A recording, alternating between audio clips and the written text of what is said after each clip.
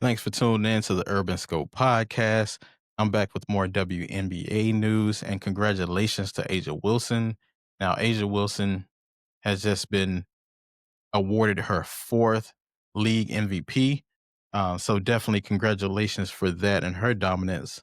And she was very dominant this year with 23 points a game, over 10 rebounds a game as well for this regular season. And also, she was co-defensive player of the year with Alana Smith with the Minnesota Lynx. Now, if she would have gotten the defensive player of the year straight out, that would be like a Jordan like year. That year he won, the MVP, the league MVP, and he won the league defensive player of the year. That's a very rare feat to have. And she was almost there by point 0.5, I guess, off that defensive player of the year award. So that just shows you how dominant she was on both sides of the basketball, or both sides of the court this year. Uh, And she's so underrated in that way because we are always talking about, the Caitlin Clarks and the Angel Reeses and people who's coming up next, but we don't even Juju Watkins we talk about, but we don't talk about who's now. And right now it is Asia Wilson and only Asia Wilson for the most part. And Afisha Collier's behind her, very close, but it's like 1A, 1C. You have to put a little bit of room between them because like Asia Wilson, Asia Wilson does have two titles. Nafisha hasn't made it there yet. It looks like she'll get there this year, but once she gets there, we'll have to have a discussion then. But nobody has been as dominant as Asia Wilson over the last decade or so. So she's been dominant in that way. But what does that fourth MVP mean for her legacy? Because every time you accrue these accolades, we have to think about where your place in history is, or as I like to say, the GOAT status. Where are you on the GOAT status?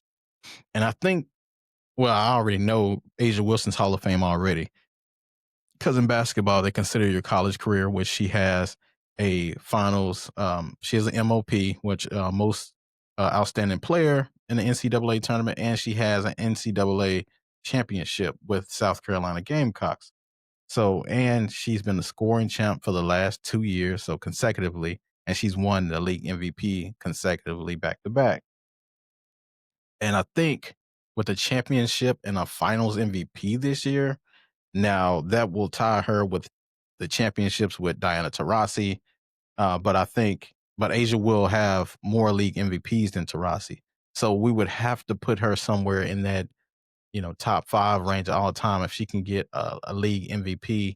I mean, not league MVP, but a finals MVP and a WNBA finals championship. Now, if she gets both of those, I think you have to put her in the top 5. But I believe before she's all said and done, she'll be in the top 3, maybe even top 1, depending on how long she can play and extend her career out. And she's been pretty durable, knock on wood. But she's is definitely the most dominant of her era from when she came in the league. And I believe the league is the strongest and the most competitive that it's ever been in its history, going back to 1997. So she's in the most competitive era, and she's also still the most dominant in her era. So then that gives her even more acclaim to the GOAT status because back in the day there was lesser teams, but now they're building more teams. There's more competition. There's more parity. You have, the Minnesota Lynx. You have New York Liberty. You have Indiana Fever doing what they're doing without Caitlin Clark, which I've recorded a podcast on that I'll be releasing soon, talking about how great they are without Caitlin Clark and Sophie Cunningham.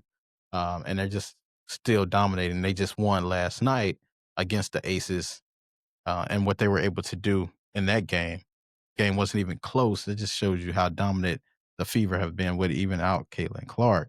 But nevertheless,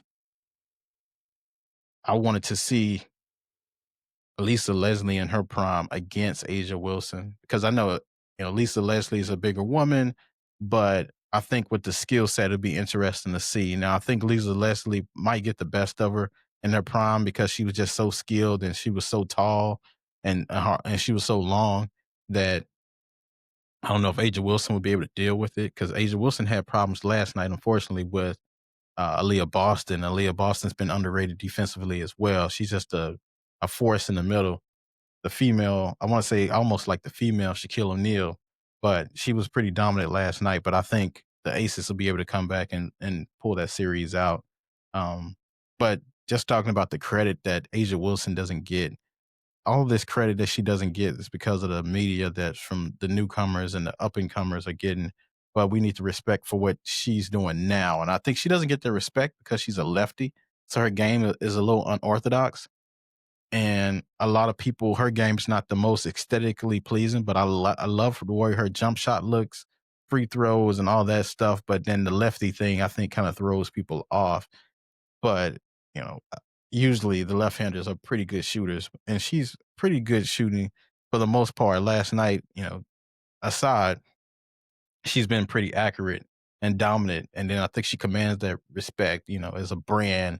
She's with Nike and Gatorade, and she's so deserving of the accolades that she's accomplished. And I think her GOAT status is already solidified. Her stats and accolades and accomplishments are up there with the greats. If you want to say Lisa Leslie, Diana Taurasi, Tamika Catchings, Maya Moore, all of those great players that came before her, she has the same accolades, or if not better than most. So it's just a matter of her just adding to her champion, adding to that legacy, because all of those other players' cement is dry. Her cement is still being paved. So she still has enough opportunity. And I believe she has another 5 to 10, maybe 10 years of elite play that she can still add to it. And if she adds, another 3 championships, it's going to be undeniable that she's the GOAT of the WNBA. But it'll be interesting to see. Um, and we'll definitely be following that. So until next time, I'll see you next time.